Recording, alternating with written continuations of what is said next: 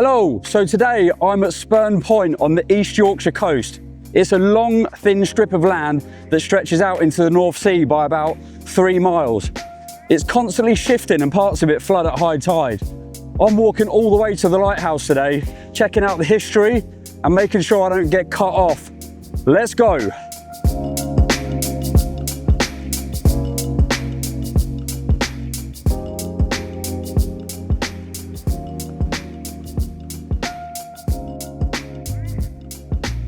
This concrete box is a Second World War pillbox.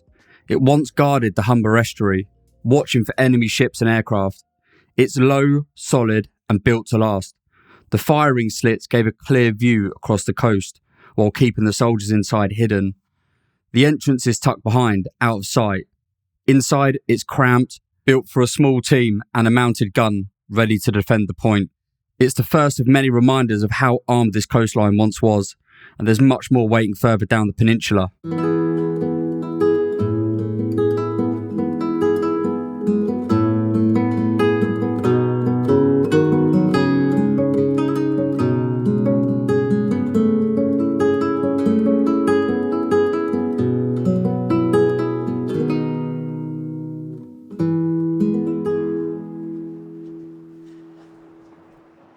To get down to the strip of land that goes out to sea, you first have to park up in the visitor centre car park and then take a short walk along the beach, which is absolutely delightful.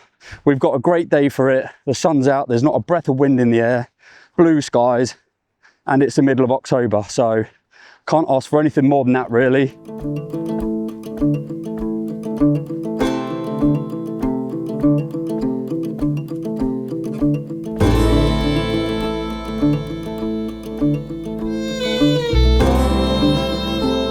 Literally just walking down the beach, there's half of someone's house there. God knows what happened there. Looks like somebody's lost their chimney during a hurricane or something. It's wound up on the beach. Some strange old bits down here, lots of bricks and old bits of crap. In December 2013, a storm surge destroyed the road that ran down to the point. It just tore it out completely. Now, this narrow section breaches around twice a year when you get a really big swell. Most of the time you're fine, but when it does breach, the sea comes straight over and you're cut off until the tide drops back down. You've got the Humber estuary over here and the North Sea there. In some points it's only about 50 yards wide, and obviously when the sea comes in, parts of this can actually get cut off. I do remember last time I was here, there are places that you can stay if the tide comes in, so you can wait for it to go back out again obviously, but I won't be, hopefully, toying with that danger today. This is Chalk Bank. Storms in the 1800s tore this section open, so they filled it with chalk to hold it together. Now it's prime birdwatching territory, especially in autumn. It's always so exciting coming down here onto Spurn Point. You can see the lighthouse in the distance now, and you can see ships coming in there into the Humber estuary. From a history perspective, it's a wonderful place to come and visit, and also from a nature perspective, it's absolutely stunning.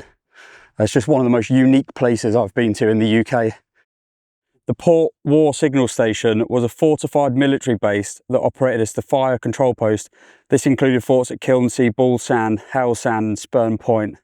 The Humber Defence Scheme was implemented in 1915 in response to coastal attacks by German naval forces in the previous winter. And amazingly, you can go down into these areas and actually have a look around inside.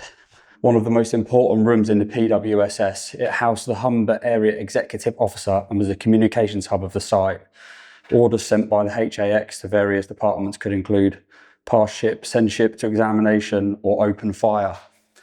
Pretty chilling stuff to think that that was on our shores all them years ago. I'm sure that's in significance to all the caterpillars that come here every year. I remember last time I came here, there were so many caterpillars. I think they get blown in off the North Sea somehow. And I don't know how that works, but they were literally all over the floor. And when we were walking along, we were literally crunching on them. Right, so Spurn Point Lighthouse. £4 to get in, built 1895. Let's have a look. 128 feet tall, 145 steps up. Always looks easier from down here. This worked for 90 years, guiding ships through the Humber. Then GPS showed up in 1985 and that was it. Made the whole thing obsolete overnight. Sat empty for 30 years after that, just this big tower doing nothing. Then, 2016, Yorkshire Wildlife Trust spent £500,000 restoring it. £500,000 for something that doesn't actually guide ships anymore. Thing is, it survived 90 years of North Sea storms. The building was fine. Technology just moved on faster than the weather could destroy it.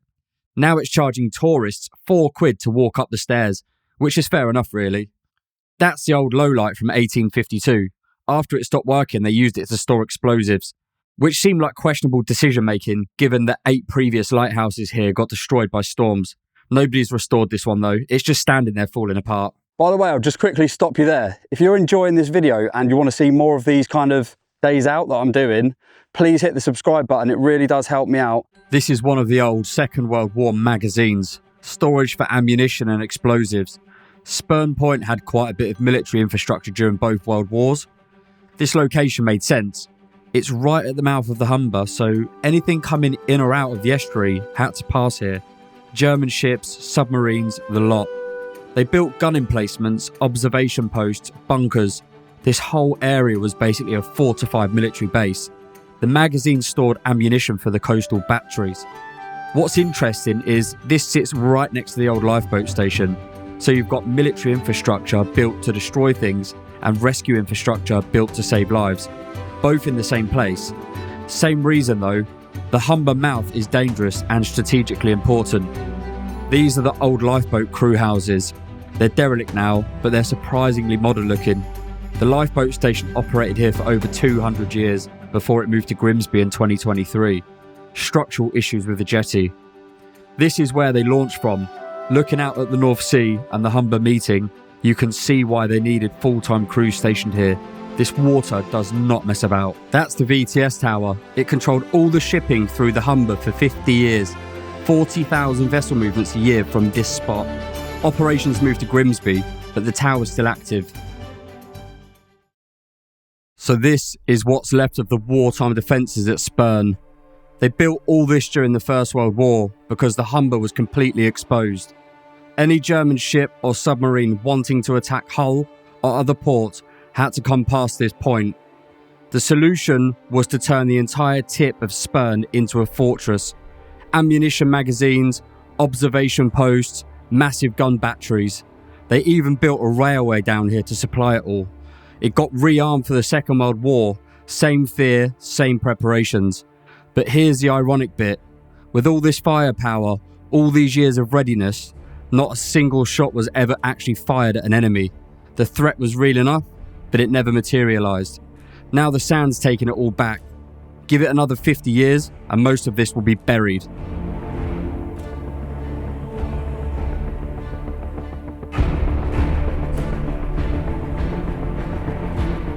This looks like another ammunition store, a bigger one this time.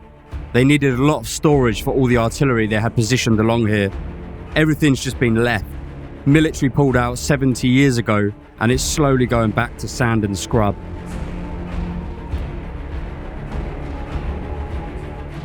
This gun emplacement was built to destroy enemy warships, manned through both world wars, crews sitting here day after day, scanning the horizon, waiting. It never fired. This is the point. You can actually see it. North Sea on the left, Humber on the right. 2 different bodies of water meeting. Everything back there, the lighthouses, military defences, lifeboats, shipping control, all because of this. Every vessel going to Hull, Grimsby, Immingham passes through here. That's why this narrow strip of sand mattered enough to fortify. Right, that's been Spurn Point. Absolutely enjoyable day. Like I said in my previous video, I wanted to start taking things a bit easier, and that was just an absolute pleasure today.